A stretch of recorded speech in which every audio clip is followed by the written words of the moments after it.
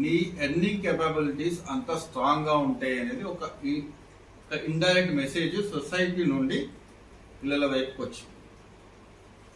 ఎప్పుడైతే చదువుని చదువుగా కాకుండా ఒక ఎర్నింగ్ ప్రాసెస్లో సొసైటీ వాళ్ళకు ఒక మెసేజ్ ఇచ్చింది అంటే అందరం కూడా ఈ ప్రస్తుత స్థితిగతుల్లో డబ్బుకి విలువ ఇవ్వాల్సింది. కానీ నిజంగా ఆ చదువు అనేది డబ్బు కోసమేనా అనే భావన ఏ రోజైతే పిల్లల్లో మొదలైందో, ఇప్పుడు ఇంటికి వచ్చే వాళ్ళల్లో కూడా మన ఇంటికి కానీ స్కూల్కి కానీ ఒక కారులో దిగి వాళ్ళ పిల్లలు స్టేట్స్లో ఉంటే, లేదా వాళ్ళ పిల్లలు మా ఇంటికి వచ్చిన వాళ్ళ పిల్లలు మంచి పొజిషన్లో ఉంటే దాన్ని మనం చూపిస్తున్నాం. అంతేగాని మేనత్తో మేనమామో లేదా పెదనానో బాబాయో తల్లిదండ్రుల దగ్గర కూర్చుని ప్రశాంతంగా ఒక ఆనందమయమైన జీవితాన్ని, సంతృప్తికర జీవితాన్ని మనం మోడల్గా చూపించలేకపోతున్నాం పిల్లలు. కారణాలు ఏమైనా కానీ. సో దాంతో ఏమవుతుందంటే ఒక వాతావరణం అనేది మారిపోయింది. ఎప్పుడైతే చదువు దాని యొక్క బేసిక్ పర్పస్ ఏమవుతుంది, మనీ అనే ఓరియంటేషన్లో మాట్లాడుతున్నప్పుడు ప్రెషర్స్ చాలా ఉంటాయి. ఫస్ట్ మనం చేయాల్సింది ఏంటంటే చదువుకోండి, అంతే.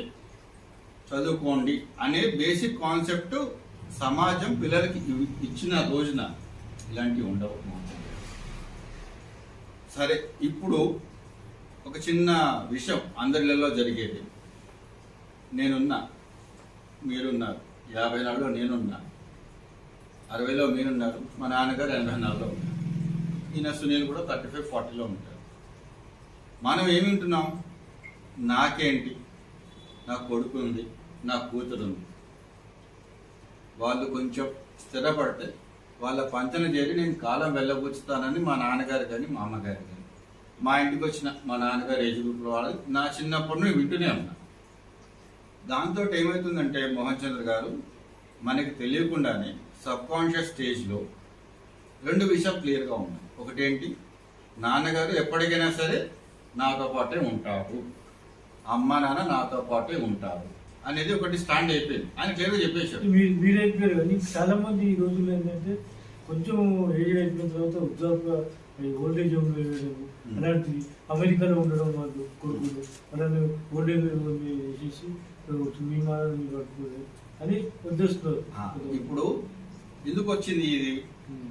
మనకి ఏంటంటే చిన్నప్పుడు కూడా అమ్మ వాళ్ళని చూసుకోవాలి, ఒక బాధ్యతాయుతమైన జీవితం గడపాలి అనేది ఒకటి వచ్చింది. మనకి అమ్మ వాళ్ళు ప్రజల్లో లేరు.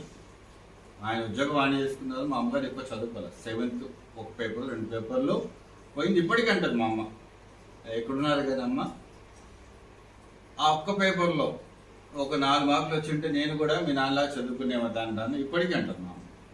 సో మమ్మల్ని 3 అయిపోయింది. 4 గంటలకు తన పనులు తాను చేసుకుంటూ మేము చదువుతూ గట్టిగా వినిపించారు. సో ఇప్పుడు ఏమవుతుంది అంటే పిల్లలతో మనం ఏమంటున్నాం, మీరు ఎక్కడ కావాలంటే అక్కడ చదువుకోండి, ఎక్కడ కావాలంటే అక్కడ సెటిల్ కండి, మా గురించి మీరు పట్టించుకోవద్దు అనే ఒకటి కొత్త వర్షన్ స్టార్ట్ అయింది ఇవాళ రేపు జనరేషన్లో. అక్కడ ఏమైంది, అమ్మా నాన్నని చూసుకోవాలి అనే భావనతోటి ఒక బాధ్యతయుతంగా ప్రశాంతమైన చదువులు మన రోజుల్లో. ఇప్పుడు ఏమవుతుంది, నన్ను నువ్వు చూడక్కర్లేదు అన్నప్పుడు వాడి కాన్సన్ట్రేషన్ ఎక్కడ ఉంటుంది? అమెరికాలో చదువుకుంటాడు, రష్యాలో ఉద్యోగం చేస్తూ ఉంటాడు, ఇక్కడ తల్లిదండ్రులు ఐస్ బాక్స్లో వెయిట్ చేస్తుంటారు. It is a fact. ప్రతి 100 మందిలో 100 ఇలా లేరు, కనీసం ఒక 10 ఇలానే జరుగుతుంది. ప్లస్ వాళ్ళు ఐస్ బాక్స్లో వెయిట్ చేసే ముందు మా అబ్బాయి అమెరికాలో ఉన్నాడండి, మా అబ్బాయి అక్కడ చదివాడంటే, మా అబ్బాయి ఇక్కడ చేస్తున్నాడండి. సో ఇవి ఏమవుతున్నాయంటే చదువులు అనేది చదువుకొని సంస్కారం, ఒక కుటుంబం అనే రోజులు పోయినాయి. చదువు అనేది సంపాదన. అమ్మ నాన్న ఎక్కడున్నా పర్వాలా, నా ఉద్యోగంలో నేను ఉంటాను. ప్రేమ భావాలు పోయినాను, అది తప్పు మాట. మళ్ళీ ఇక్కడ ఏమవుతుందంటే మీ తల్లిదండ్రులకు దూరంగా మీరు వెళ్ళిపోతున్నారు. సో తల్లిదండ్రులు అనేది ఎప్పుడైతే వాళ్ళ సంరక్షణలో మనం ఉంటామో అప్పుడు ఏమవుతుంది, నేను మా నాన్నగారు మా నాన్నగారు వాళ్ళ అమ్మ నాన్నగారితో, మా అమ్మ వాళ్ళ అత్తగారితో రాకపోతే రెగ్యులర్గా ఉండేవి. దాంతో ఏమవుతుందంటే పిల్లలు మెయిన్ పర్పస్ డబ్బు కోసమో, హోదా కోసమో, సంపాదన కోసమో కాకుండా ఒక ప్రశాంతమైన జీవితాన్ని, ఒక టైం ఫ్రేమ్ ఎర్నింగ్స్, ఆ కాన్సెప్ట్లో మనం పెంచాలి. మీకు చిన్న ఉదాహరణ చెప్తున్నాను మోహన్ చంద్ర గారు. ఇప్పుడు మా ఇంట్లో ఏంటి, మీ ఇంట్లో కూడా ఒక 2 నెలలకు 3 నెలలకు కావాల్సిన బియ్యం తెచ్చుకుంటాం, అంతే కదా. ఒకేసారి 2 నెలలు కలిపి వండేస్తామా? వండేది తినలేదు. సో మన ఇంట్లో రోజు కూడాను వండేది ముగ్గురుంటే ఇంకొక మనిషి ఎవరన్నా వస్తాయి, అంతే కదా. సో మన సంపాదన కూడా మనకు కావాల్సింది. ప్రతిరోజు 1 కిలో బియ్యం కోసం, 1 కిలో బియ్యం కోసం మనం వెళ్ళాం. ఒక 2-3 నెలలకు మనం బియ్యాన్ని రిజర్వ్ చేసుకుంటాం.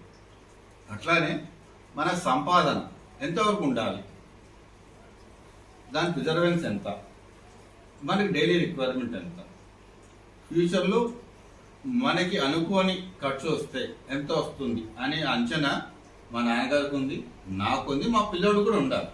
ఇప్పుడు ఏమవుతుంది, ఒక 100 కోట్లు సంపాదించినా కానీ తృప్తి అనేది మనుషుల్లో లేక, 100 కోట్లు సంపాదించిన కొడుకు అమెరికాలో ఉంటే ఏంటి, రష్యాలో ఉంటే ఏంటి, మీ దగ్గర లేనప్పుడు. ఇంకొక సినిమా రీసెంట్గా ఒక వెంకటేష్ సినిమా కూడా వచ్చింది. మీ నాన్న మిమ్మల్ని మంచి ఉద్యోగాలు చేయాలంటే నాకు అది ఇష్టం లేదు, శుభ్రంగా మా నాన్నగారు ఉన్న ఊర్లోని ఒక ట్రాక్టర్ వేసుకుని ఉన్న 1/2 ఎకరం దున్నుకొని సాయంత్రం ఫ్రెండ్స్తో వెళ్ళి మళ్ళీ మా నాన్నగారితో నేను ఉండడం నాకు చాలా చాలా ఇష్టం అని చెప్పేసి ఒక హీరో వెంకటేష్ ఆయన అన్నాడు. ఇది 100% కరెక్ట్. ప్లస్ ఈ చదువులు ఏమవుతున్నాయి అంటే ఈ కాంపిటేటివ్నెస్ పెరిగి థియరాటికల్గా మనం వాళ్ళకి చదివిస్తున్నాం. 10th దాకానో, ఇంటర్మీడియట్ తర్వాతనో, ఇంజనీరింగ్ దాకా కూడా థియరీ బేస్డ్ ఎగ్జామ్స్కి నువ్వు వెళ్ళి చదవరా నాయన అని పంపిస్తున్నాం. అయిపోగానే కాంపిటేటివ్ ఆబ్జెక్టివ్ టైప్ క్లియరా, ఇట్స్ అ గుడ్ థింగ్. కానీ ఏం చేస్తున్నాం, ఎల్కేజీ నుండి ఇంజనీరింగ్ కోసము, ఎంబీబీఎస్ కోసము, సిఏ కోసము మనం వాళ్ళ మైండ్ సెట్ని ప్రిపేర్ చేస్తాం. ఒక పక్క థియరీ, ఇంకొక పక్క ఆబ్జెక్ట్. ఒక పక్క చదువు, ఆ చదువు తర్వాత నీకు వచ్చే హోదా, నీకు వచ్చే పొజిషన్, నీకు వచ్చే సంపాదన. ఇంటికి ఎవరైనా వస్తే అరే నువ్వు పోయి చదువుకో అని అన్నాడు అంటే ఆటలు ఆడాల్సిన స్టేజ్లో, ఆడుతూ పాడుతూ చదువుకోవాల్సిన స్టేజ్లో అది పోయింది. సో ఒక ఎల్కేజీలో ఉన్న పిల్లోడు ఏబిసిడీలు 100 సార్లు రాయిస్తాము. ఎవరేసినా కానీ అరే ఏ రాయరా బి రాయరా అంటే ఆ చిన్నప్పుడు వాడికి అక్షరాలు నేర్పించేటప్పుడు ఎంత సమిష్టి బాధ్యతగా మనం పిల్లవాడిని ఆ ఏబిసిడి ఎట్లా గుర్తుపట్టేటట్టు చేస్తున్నామో, ఆ ఈలు ఎలా గుర్తుపట్టేటట్టు చేస్తున్నామో అది పోతుంది. ఒక స్టేజ్కి వచ్చేటప్పటికి ఏమవుతుంది, 10th అవగానే ఇంజనీరింగా, ఎంబీబీఎస్, అకౌంటెన్సీ వైపా, సిఏ వైపా, ఇవే అయిపోతుంది. ఇవి అయిపోతుంది ఏంటంటే వీటి నెక్స్ట్ టార్గెట్ ఏంటి, ఉద్యోగం లేదా వృత్తి లేదా వ్యాపారం. సో ఈ కపిల్ దేవ్ గారు అన్నట్టు ఇవాళ రేపు స్పోర్ట్స్లో కూడా ప్రెషర్ అంటున్నారు పిల్లలు. స్పోర్ట్స్ అనేది ప్రెషర్ కాదు, మా రోజుల్లో అది ప్లెజర్. ఒకవేళ స్పోర్ట్సే మీకు నిజంగా ప్రెషర్ అయినప్పుడు ఇక చదువుల్లో ప్రెషర్ ఎందుకు ఉండదు మోహన్ చంద్ర గారు?